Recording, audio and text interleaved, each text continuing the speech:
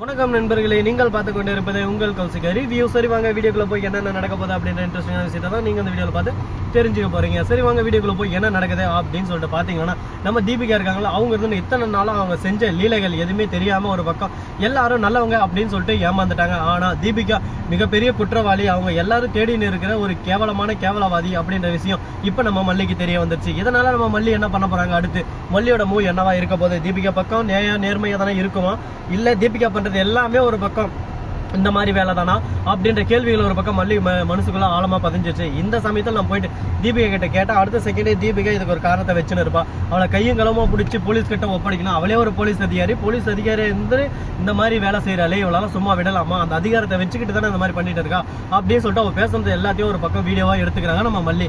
இந்த வீடியோவை வச்சுக்கிட்டு தீபிகாவை எந்த விதத்துல மிரட்டலாம், எப்படியெல்லாம் அவளை அழிக்கலாம் அப்படின்றதுக்கு தயாராகின்னு இருக்காங்க. அடுத்து என்னென்ன பண்ண போறாங்க, ஏது பண்ண போறாங்க, தீபிகாவோட நிலைமை என்னாக போகுது அப்படின்ற முழு விஷயத்தை தான் இந்த வீடியோவில் பார்த்து தெரிஞ்சுக்க போறோம். சரி வாங்க வீடியோக்குள்ள போய் அடுத்து என்ன பண்ண போறாங்க அப்படின்னு சொல்லிட்டு பாத்தீங்கன்னா, நம்ம தீபிகா இருக்காங்களா, இப்ப குழந்தைய தேடிட்டு இருக்காங்க. எல்லா தாவுக்கும் ஒரு பக்கம் போறாங்க, அந்த பக்கம் இந்த பக்கம் சொல்லிட்டு. ஆனா கரெக்டான ஒரு இடம் அமையல. ஆனா திடீர்னு ஒரு குழந்தை பால் விளையாடிட்டு இருக்கா. அந்த சமயத்துல சரி ஓகே இதுதான் கரெக்டான இடம் அப்படின்னு சொல்லிட்டு அந்த குழந்தைய யாருக்கும் தெரியாம அசாத போயிட்டு குழந்தைக்கு சாக்லேட் எல்லாம் கொடுக்குறாங்க. அந்த குழந்தைய சாப்பிட்டு அப்புறம் வீட்டுக்கு ஓட பாக்குது. உடனே கச்சிப்புல மயக்க மருந்தை கலந்துட்டு அப்படியே மூச்சு வச்சிடறாங்க. உடனே அந்த குழந்தை மயங்கிறது, அப்படியே கார்ல தூக்கி போட்டு அங்கிருந்து கிளம்புறாங்க. ஆனா அந்த இடத்துல சிசிடிவி கேமரா இருக்கு. அதில் நம்ம தீபிகாவோட முகம் பதிவாயிருச்சு. ஆனா அதை எரேஸ் பண்ணிடணும் அப்படின்னு சொல்லிட்டு அவங்களுக்கு நல்லாவே தெரியும். இப்போ அந்த குழந்தைய ஃபர்ஸ்ட் சேஃப்டியா போயிட்டு தீபா கிட்ட ஒப்படைச்சிட்டு அதுக்கப்புறம் அந்த இடத்துக்கு வந்து இது மொத்தத்தையும் நம்ம எரேஸ் பண்ணோம் அப்படின்னு சொல்லிட்டு ஒரு முடிவில் இருக்காங்க. இந்த முடிவு கரெக்டாக நடக்குமா, நடக்காதா, என்ன பண்ண போறாங்க, ஏது பண்ண போறாங்க, எப்படியெல்லாம் இந்த பிரச்சனையை முடிவுக்கு கொண்டு போறாங்க அப்படின்ற பல சந்தேகங்கள் ஒரு பக்கம் மனசுக்குள்ள ஆழமா ஓடிக்கிட்டு தாங்க இருக்கு. அந்த சந்தேகங்களுக்கெல்லாம் விடை கிடைக்குமா கிடைக்காதா, என்ன பண்ண போறாங்க, ஏது பண்ண போறாங்கன்னு சொல்லிட்டு பொறுத்து பார்த்தா தெரிய போகுது. அது மட்டும் இல்லாம மறுபக்கம் என்ன நடக்குது அப்படின்னு சொல்லிட்டு பாத்தீங்கன்னா, தீபக் இருக்காருல, அவரு வந்து ஒரு பக்கம் உன்னை யாரும் கவனிச்சாங்களா, கரெக்டா பாத்தியா அப்படின்னு சொல்லிட்டு கேட்கல. யாரும் என்ன கவனிக்கல, யாரும் என்ன பார்க்கல, சிசிடிவி கேமரா எதாவது போய் அரெஸ்ட் பண்றேன் அப்படின்னு சொல்லிட்டு சொன்னது. ஆமா ஆல்ரெடி நான் போய் செஞ்சுட்டு வந்துட்டேன், இதுக்கப்புறம் நீங்க எந்த ஒரு கவலையும் பட வேணாம், நம்ம பொண்ணோட உயிரை இப்ப காப்பாத்துறதான் மிகப்பெரிய ஒரு சாதனையா இருக்க போது, தன் பொண்ணோட உயிரை எப்படியான காப்பாற்றணும் அப்படின்னு சொல்லிட்டு ரொம்பவே ஒரு பக்கம் போராட்டத்தில் ஈடுபட்டு இருக்காங்க. அப்படி என்ன ஆச்சு ஏதாச்சு ஐசு நல்லா தானடா இருக்காங்க அப்படின்னு சொல்லிட்டு பாத்தீங்கன்னா, ஐசு நல்லா தான் இருக்காங்க. ஆனா அவங்களுக்கு ஆர்ட்ல ரூல்ஸ் இருக்கு, அதனால ஆர்ட்டவே இப்ப சேஞ்ச் பண்ணும். அதுக்கான ரத்தம் எல்லாமே ஒரு பக்கம் கரெக்டாக இருக்கணும், பிளட் குரூப்பில் இருந்து. அது மட்டும் இல்லாமல் கரெக்டாக அந்த ஏஜ் எல்லாமே ஒரே மாதிரி இருக்கணும், அந்த மாதிரி ஒரு குழந்தை தூக்கணும் அப்படின்னு சொல்லிட்டு முடிவில் இருந்தாங்க. ஆனால் குழந்தை கிடைச்சிருச்சு. ஆனால் இந்த இடத்துல அந்த குழந்தைக்கு பதில் இன்னொரு குழந்தை நீங்கள் கொடுத்தாதான் நாங்கள் இதை பண்ணுவோம். அது மட்டும் இல்லாமல் கொடுக்குறதோட மட்டும் இல்லாமல் 1 கோடி ரூபாய் காசு வேணும் அப்படின்னு சொல்லிட்டு அந்த இடத்துல ஒரு டிமாண்ட் வைக்கிறாங்க. வேற வழி இல்லை, தான் பொண்ணோட உயிரை காப்பாற்றுறதுக்கு இன்னொரு பொண்ணை பணைய வச்சு தான் ஆகணும். எனக்குன்னு இருக்கிறது ஒரு பொண்ணு, அவளை யாருக்கான விட்டு தர மாட்டேன் அப்படின்னு சொல்லிட்டு தீபிகா சொல்றாங்க. தீபக் கொஞ்ச நேரம் யோசிக்கிறாரு. நம்ம பொண்ணோட வாழ்க்கையை நம்ம காப்பாற்றுறது தப்பு இல்லை, இன்னொரு குழந்தையோட வாழ்க்கையை அழிச்சு தான் காப்பாற்றணுமான்னு சொல்லிட்டு திங்க் பண்ணிருக்காரு.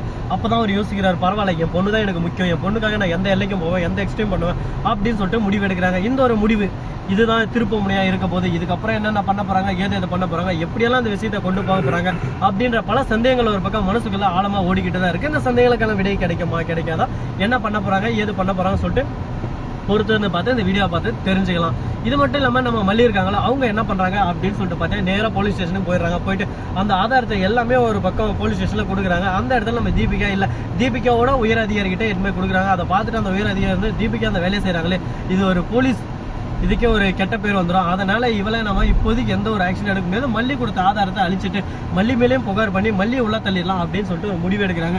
இந்த ஒரு முடிவு நல்லதா அமையுமா அமையாதா, என்னென்ன பண்ண போறாங்க ஏது பண்ண போறாங்கன்னு சொல்லிட்டு பொறுத்து பார்த்தாதாங்க தெரிய போகுது. ஆனா ரொம்பவே ஒரு பக்கம் கேவலமான விஷயமா தான் இருக்கு. ஏன்டா இந்த மாதிரி எல்லாம் பண்றாங்க, இவங்களுக்கு மனசாட்சின்றதை எங்கன்னா வாடகை விட்டு இருக்காங்களா அப்படின்னு கேட்க தான் தோணுது.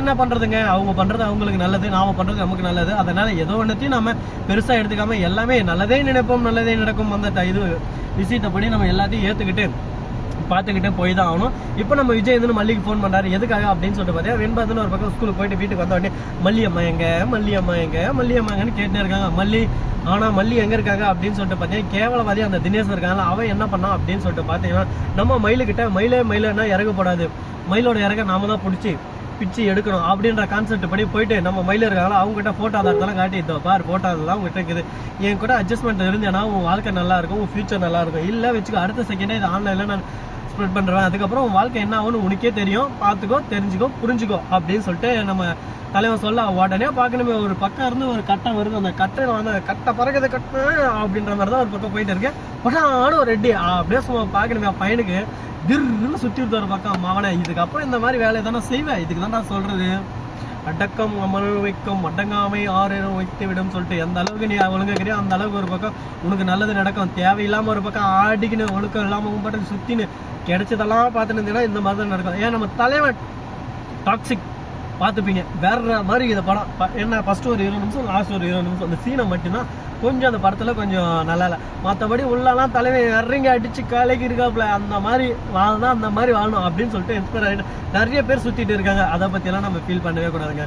நாம் எப்படி இருக்கோம் அதுதான் முக்கியம். அந்த மாதிரி முக்கியவங்க இன்ஸ்பயர் அப்படியே சும்மா யாஷா பார்த்ததுலேருந்து இவன் அப்படியே மயக்கத்தில் இருக்கான். போன எடுப்பான் டிக்குன்னு வரமாச்சு டிக்கு யாஷ் தான் என் தலைவன், அவனை மாதிரி வாழ்ந்தா வாழணும் அப்படின்னு சொல்லிட்டு ஒரு குறிக்கோளில் நம்ம தலைவன் இப்போதைக்கு ஒரு விஷயத்துக்கு வண்டி எடுத்துட்டு கிளம்பிட்டு இருக்கான். கூட நானும் தான் போயிட்டு இருக்கேன். நான் போகாமலாம் இல்லை, நான் தான் முக்கியமான பின்னாடி இவன் தான் கேமராமேன்.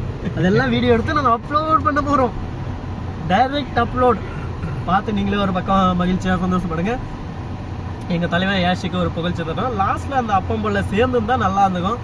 யாஷை ஒரு பக்கம் குட்டி பையனை ஆக்கி சாவடிச்சிட்டாங்க. சரி பார்ட் 2 வரும், மூவி ரிவ்யூ சீரியல் ரிவ்யூ எல்லாமே இதில் வருங்க. நம்ம தலைவங்க நாம தான் சப்போர்ட் பண்ணோம்.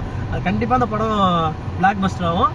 இந்த வீடியோ பிடிச்சிருந்தா லைக் பண்ணுங்க, கமெண்ட் பண்ணுங்க, ஷேர் பண்ணுங்க, டிண்டிங் பெல்ல தட்டி விட்டு போங்க. அப்போ தான் நான் போகிற அடுத்த வீடியோ உடனுக்குடன் ஒரு மிக்க நன்றி. தேங்க்ஸ் ஃபார் வாட்சிங். டாடா, சேவ், நன்றி, வணக்கம், வந்தனம், பரக தருக.